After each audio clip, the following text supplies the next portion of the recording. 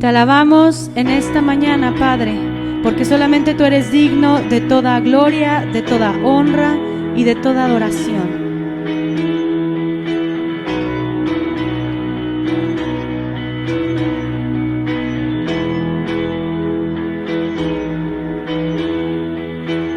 Quien rompe el poder del pecado, su amor es fuerte y poderoso, el Rey de gloria, el Rey de majestad.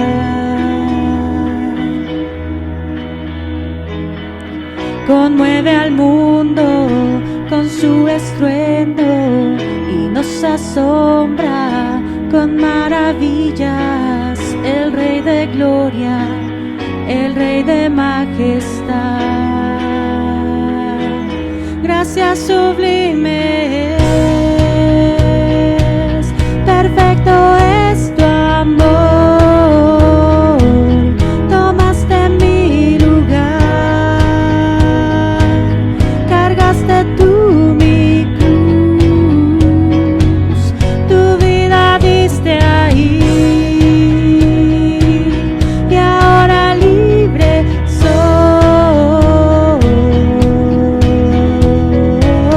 Jesús, te adoro por lo que hiciste en mí.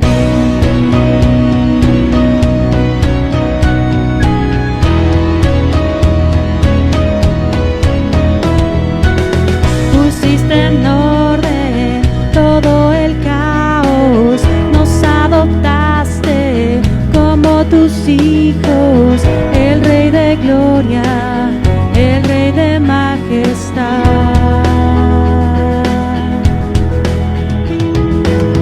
El que gobierna con su justicia y resplandece con su belleza, el Rey de gloria, el Rey de majestad. Gracias sublimes, perfecto es tu amor, tomaste mi lugar, cargaste tú mi cruz, tu vida diste ahí, y ahora libre soy.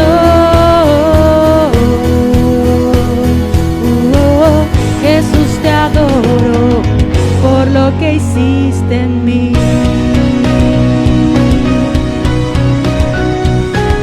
Digno eres, Padre, porque tú, Señor, no solamente moriste por nosotros, sino que resucitaste el tercer día, y en gloria y en poder te veremos cuando vuelvas nuevamente.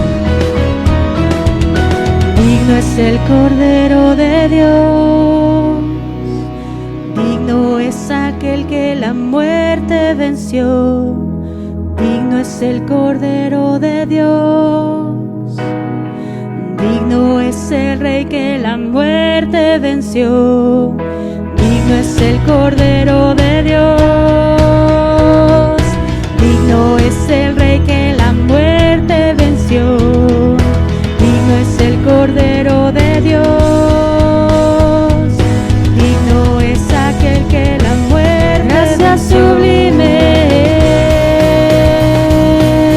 perfecto es tu amor, tomaste mi lugar, cargaste tú mi cruz, tu vida diste ahí, y ahora libre soy. Oh, Jesús, te adoro por lo que hiciste en mí.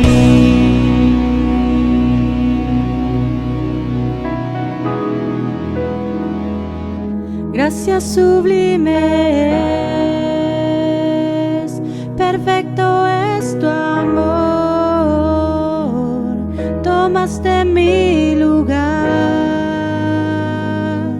cargaste tú mi cruz,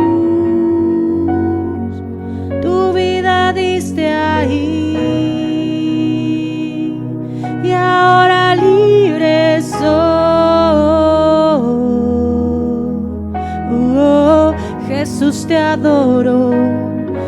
lo que hiciste en mí.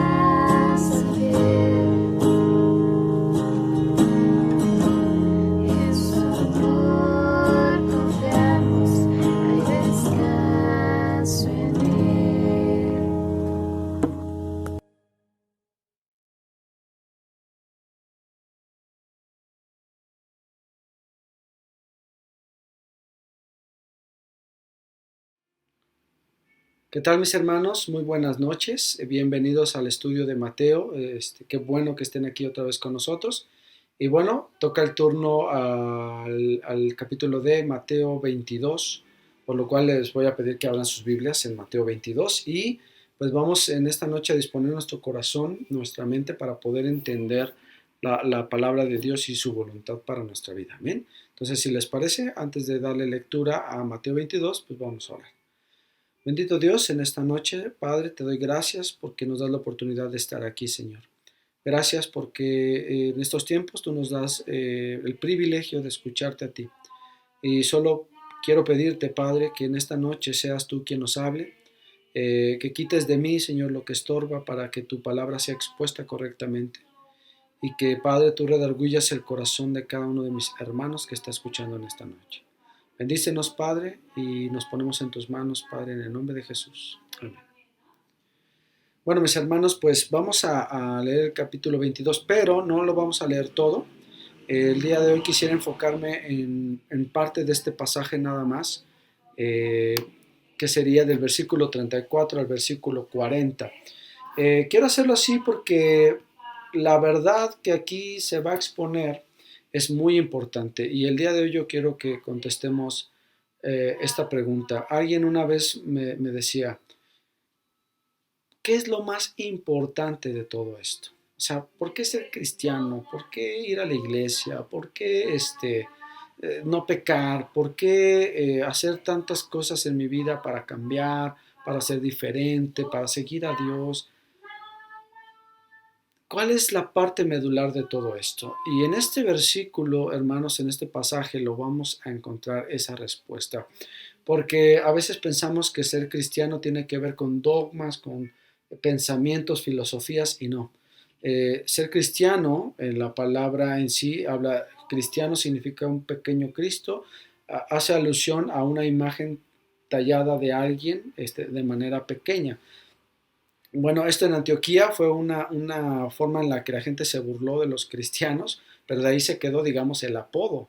En realidad la palabra cristiano es un apodo que se le puso a la iglesia a la iglesia antigua, pero que se quedó para nosotros porque para nosotros es lo que representa el cristianismo, es cada vez ser más como Cristo, que me vean y digan, mira ese cristiano, ese pequeñito Cristo, ¿no?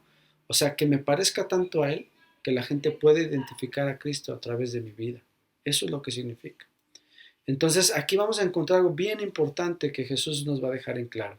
En este pasaje vamos a encontrar muchas preguntas acerca de los tributos, de la resurrección, del Mesías, ¿no?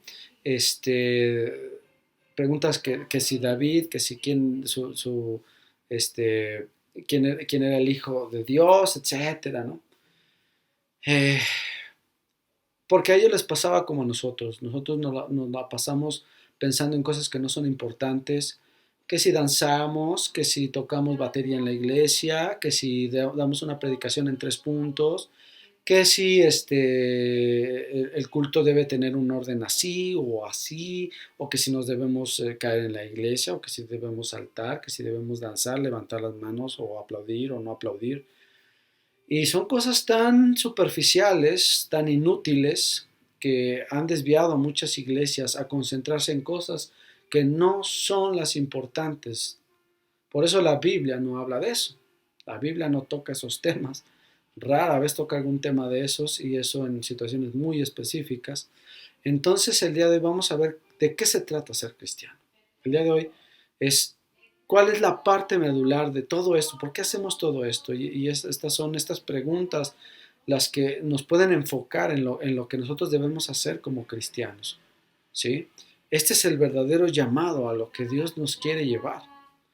Vamos entonces para esto a leer del versículo 34 al versículo 40. ¿Les parece?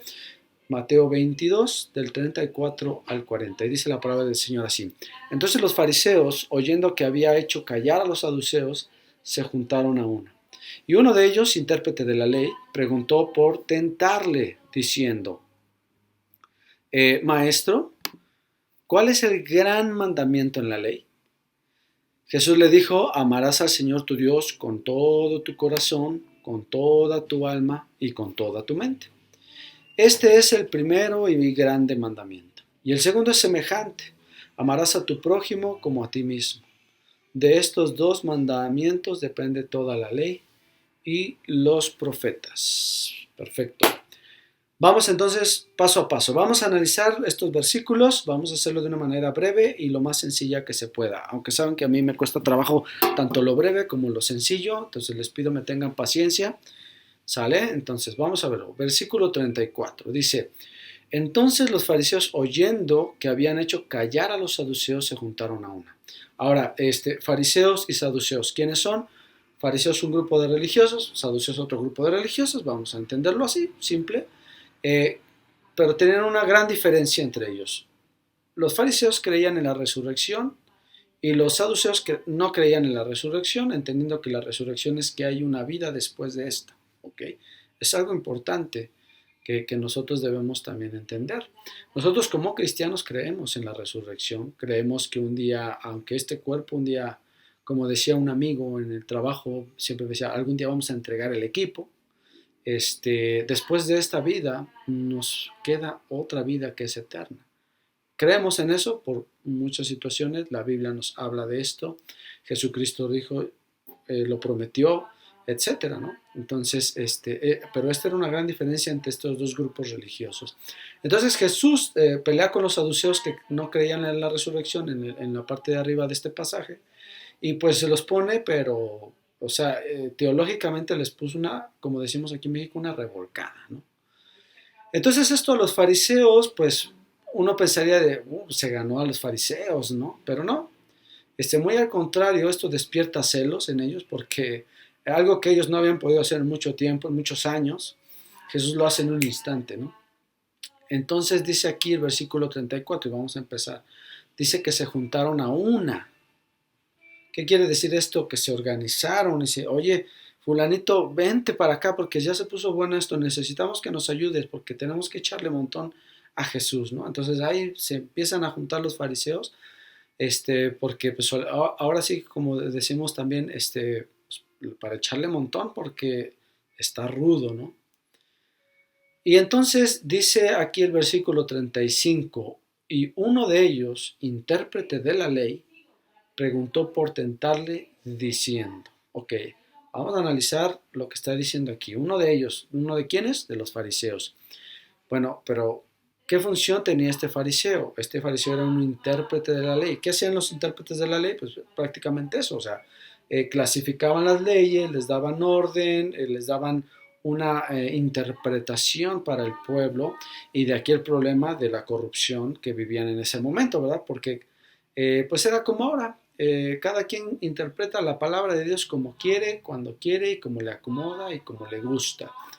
Pero el apóstol Pedro dice que la palabra de Dios no se interpreta de manera privada ni de manera personal.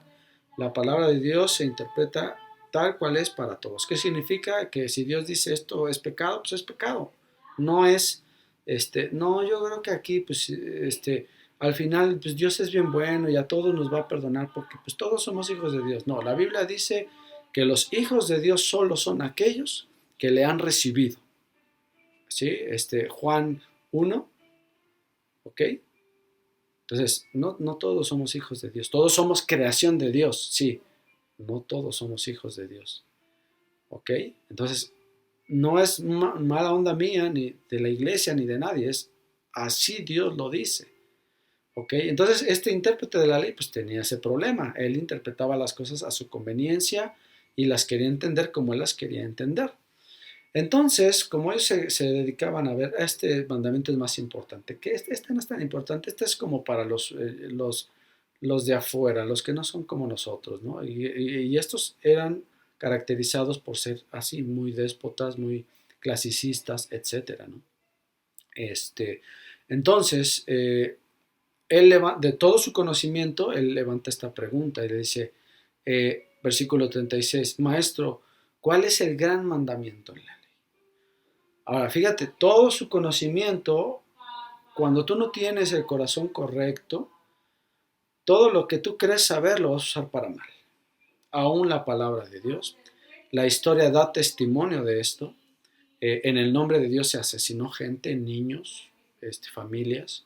En el nombre de Dios se roba, se estafa. Tú prendes la televisión y en el nombre de Dios te dicen, tú puedes tener un Ferrari si das 100,000 pesos de ofrenda, y que el agüita del Jordán, y que si te vas de rodillas a Chalma, y que si en el nombre de Dios se hacen muchas cosas que la Biblia no enseña, que Dios no pide, pero que nuestras religiones piden.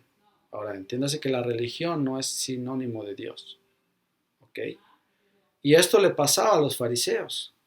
Dejaron a Dios a un lado para seguir sus propias creencias, ¿ok? Entonces, la pregunta de este hombre es usar la Biblia, usar la palabra de Dios más bien, o sea, usar la ley, usar la palabra de los profetas para que arrestaran a Jesús y para que lo mataran. Si te das cuenta de la corrupción en la mente que ya traían estas personas. O sea, están usando algo que es de Dios para asesinar a alguien. En este caso a Jesús. ¿Sí? Entonces, él le pregunta, ¿cuál es el gran mandamiento en la ley? Recuerden que todas las preguntas que estos grupos religiosos avientan son para atrapar a Jesús y poder matarlo. ¿Qué hace Jesús? Jesús le contesta correctamente, no va a caer en la trampa y le dice lo que él está esperando escuchar. Jesús le dijo, versículo 37, amarás al Señor tu Dios con todo tu corazón y con toda tu alma y con toda tu mente. Traducido esto es, con todo tu corazón es con todo lo que eres, con toda tu alma, con todo, es todo lo que eres. Tú eres, el corazón representa el alma, y la mente, todos mis pensamientos, yo estoy completamente volcado hacia Dios. Entonces para ellos era como, para los fariseos era como, bueno, esto se interpreta así. Bueno, pues es que yo sirvo, yo hago todo lo que dice mi religión, yo voy todos los días al templo, entonces yo amo a Dios, porque yo me dedico a Dios. Para ellos era esto. Pero Jesús les va a dejar en claro qué es amar al Señor. ¿Sí? Recuerden que Jesús no vino a romper la ley, dice, yo vine a cumplir la ley. Es decir, Él vino a enseñarnos por qué la ley de Dios, por qué las leyes, por qué las ordenanzas de Dios. Y todas tienen que ver con algo bien hermoso que vamos a comprender ahorita. El versículo 38 dice, este es el primero y grande mandamiento. Esa es la respuesta correcta, hermanos, ¿sale? La respuesta correcta es esta que Jesús la saca de Deuteronomio 6:5, donde vienen los mandamientos de Dios, y saca él esto. Solamente agrega esta parte de con toda tu mente por lo que viene. Versículo 38, este es el primero y grande mandamiento. Versículo 39, y Jesús le agrega esta frase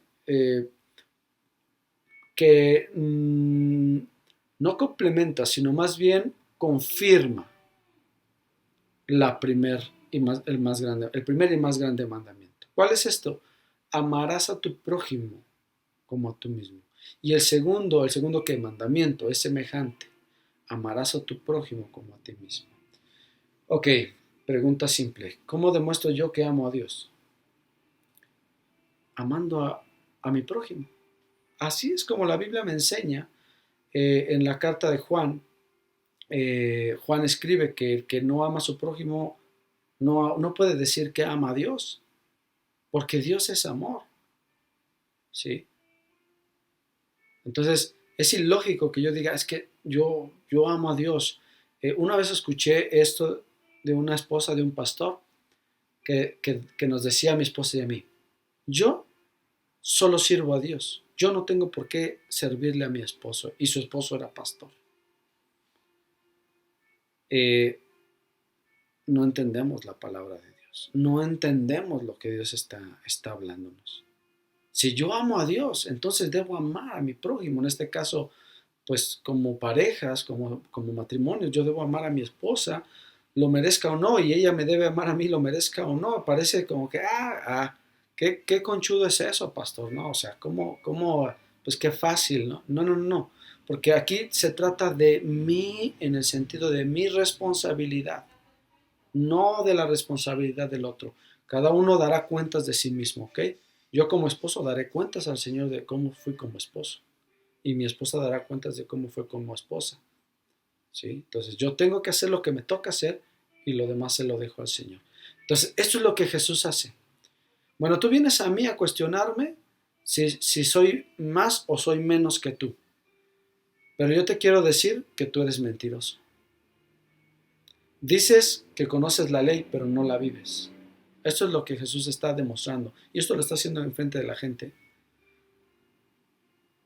Entonces yo no puedo decir, no, hermanos, es que yo como amo a Dios y maltrato a mis hijos, o engaño a mi esposa, o este, no amo a mis hermanos, ¿no? O hablo mal de los de mi trabajo, o hablo mal de mi jefe en el trabajo, o de mi jefa en el trabajo, o hablo mal de mi vecino, etcétera, ¿no? ¿Cómo puedo decir yo eso si no tengo la capacidad de amar a otro? Entonces, recuerden que este es parte del fruto del Espíritu, el amor.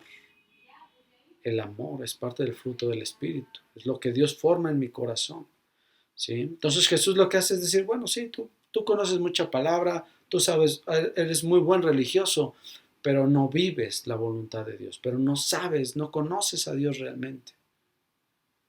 ¿Ok?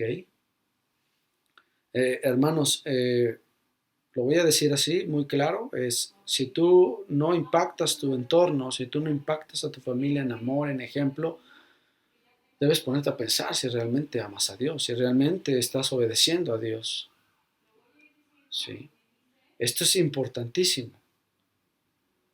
Es muy importante que tú entiendas esto, que tú vas a amar a tu esposa, tú vas a amar al vecino, tú vas a amar al compañero de trabajo, al vecino, a quien quieras.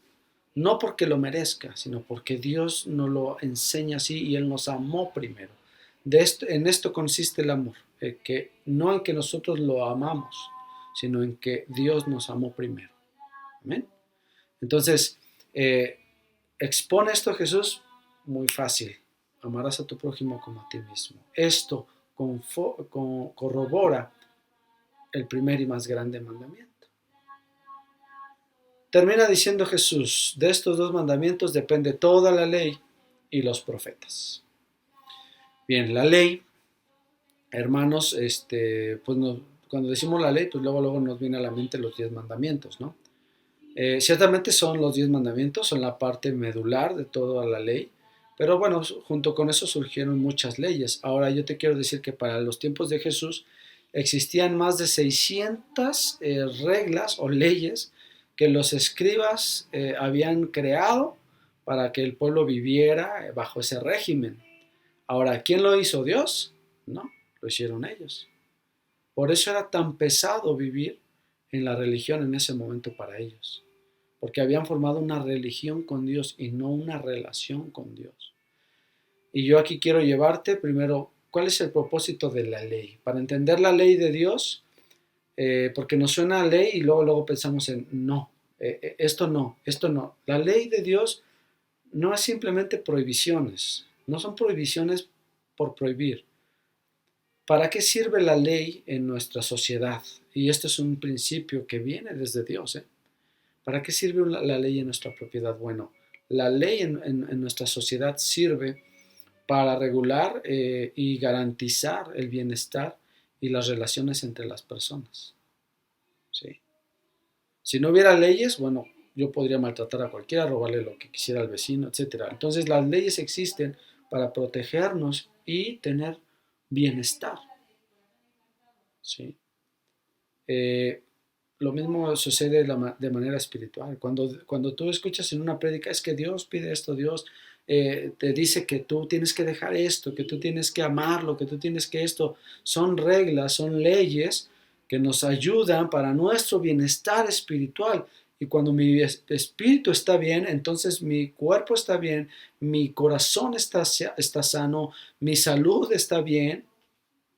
¿Ok? Por eso es la ley. Entonces, Dios le dice a este hombre, mira, todo lo que Dios estableció fue para beneficio de todos. Entonces, este fariseo, en vez de estar ahí tratando de asesinar a alguien, debería haber estado tratando de ayudar a alguien. Sí. ¿Ok?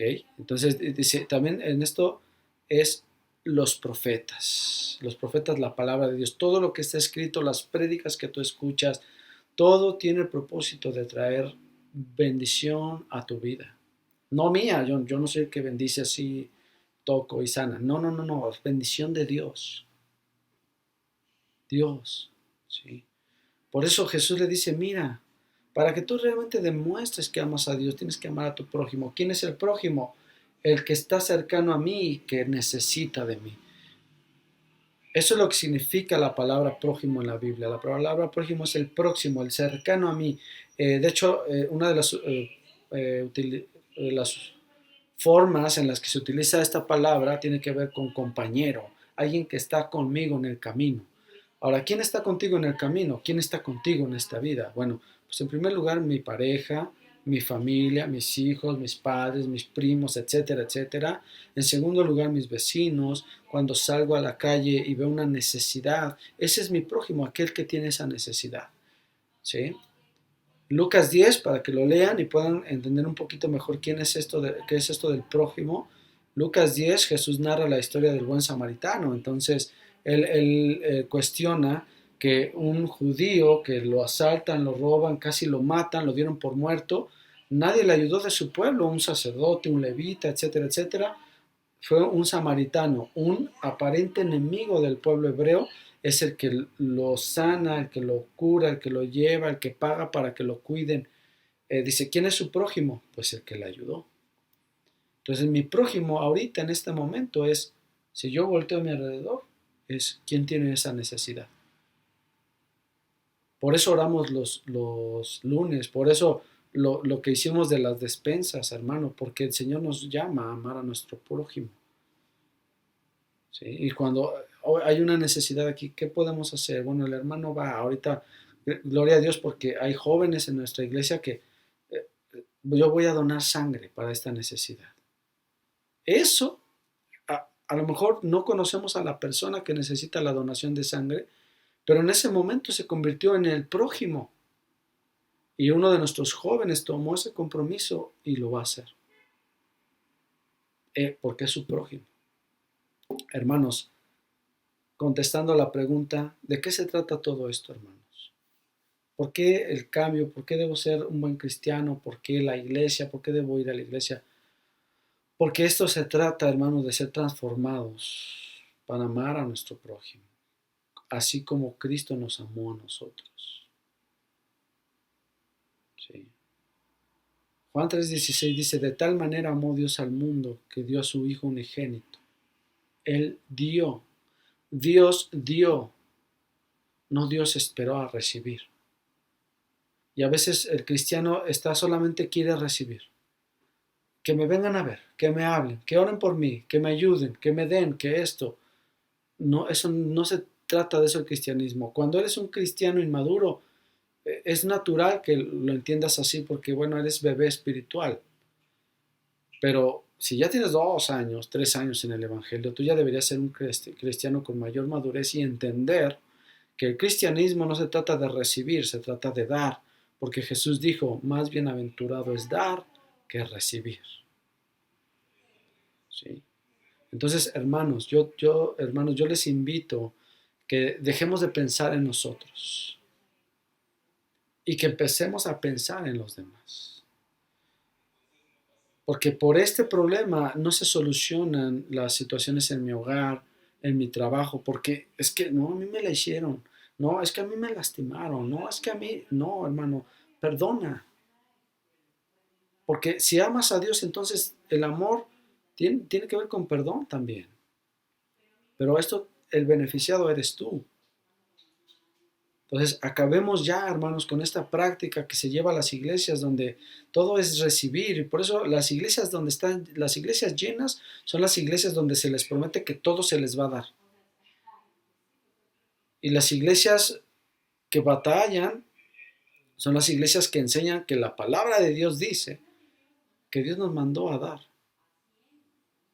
Siempre Jesús, vayan y prediquen, sanen, enseñen, bauticen, etcétera, etcétera, etcétera. Pero ustedes vayan, háganlo, busquen, hagan esto, hagan lo otro. Sí. Entonces, yo ahorita el ejercicio que tú tienes que hacer, y con esto cierro, es, ¿qué estoy haciendo yo por la iglesia? En lugar de, ¿qué está haciendo la iglesia por mí? ¿Qué estoy haciendo yo por mi hermano en lugar de qué está haciendo él por mí? ¿Ok? Entonces, esto es lo que Jesús le quiso enseñar a este intérprete de la ley. No sabemos si lo aprendió. La Biblia no vuelve a mencionar si este hombre después de eso recapacitó, entendió algo, pero la Biblia sí nos enseña que hubo hombres fariseos, maestros de la ley, que conocieron a Jesús y cambiaron su vida. Entonces no tiene que ver con mi carácter, no tiene que ver con cómo pienso, tiene que ver con qué tan dispuesto estoy a cambiar. Entonces ahorita en este momento muchos estuvieron pensando, ¿viste la pared negra del pastor? ¿Viste que dijo esto o que se equivocó en esto? No, no lo sé. En lugar de pensar en lo que leímos, en lugar de pensar en lo que Jesús dijo en este momento.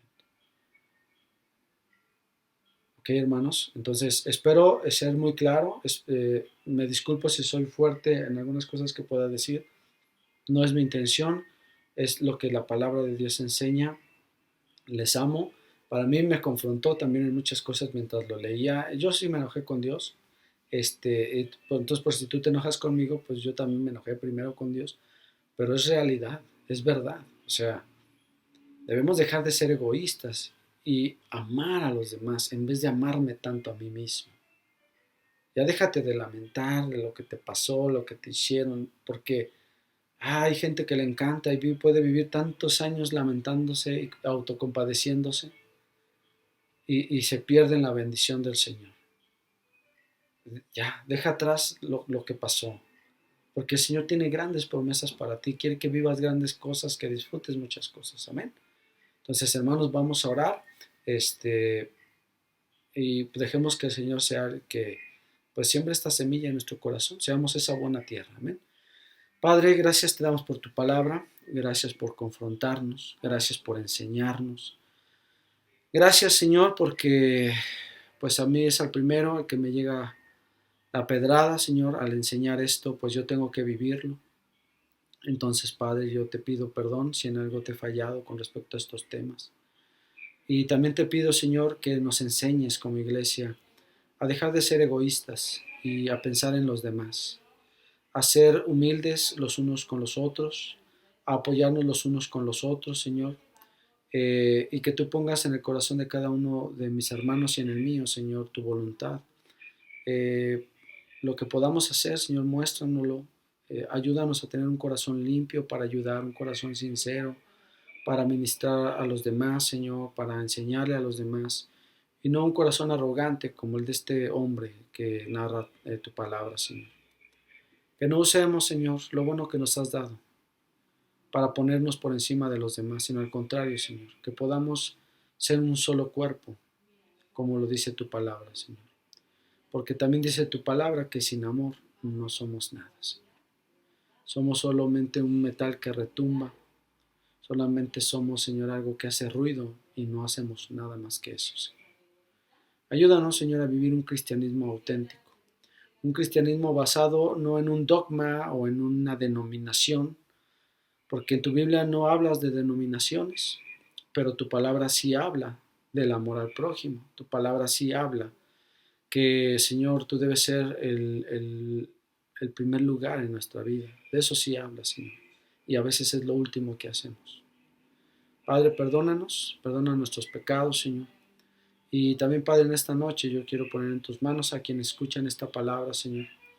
Que sea de edificación para ellos, Señor. Y, Padre, a todos aquellos que tienen necesidad, que tú les fortalezcas, que tú sanes, Señor, al que está enfermo, para que puedan, Señor, ellos experimentar que seguirte a ti no solamente son reglas y doctrinas, Señor, sino es una gran bendición servir al Todopoderoso, Señor. Guárdalos, Señor, los pongo en tus manos, Señor, te pido les bendigas a cada uno de ellos, Señor, que bendigas a la iglesia Dirección de Vida, Padre, la cual me das el honor, Padre, de poder pastorear junto con mis hermanos, Señor, y que, Padre, tú pongas en nosotros el corazón correcto para servir al prójimo, Señor, y para demostrar que te amamos, Señor. Gracias, Señor. A ti sea la gloria y la honra en el nombre de Jesús. Amén. Bueno, mis hermanos, pues que el Señor les bendiga. Nos vemos el domingo para el servicio dominical y el lunes para la oración y las demás actividades que ya estamos teniendo. Que el Señor les guarde, que tengan un excelente fin de semana. Bendiciones.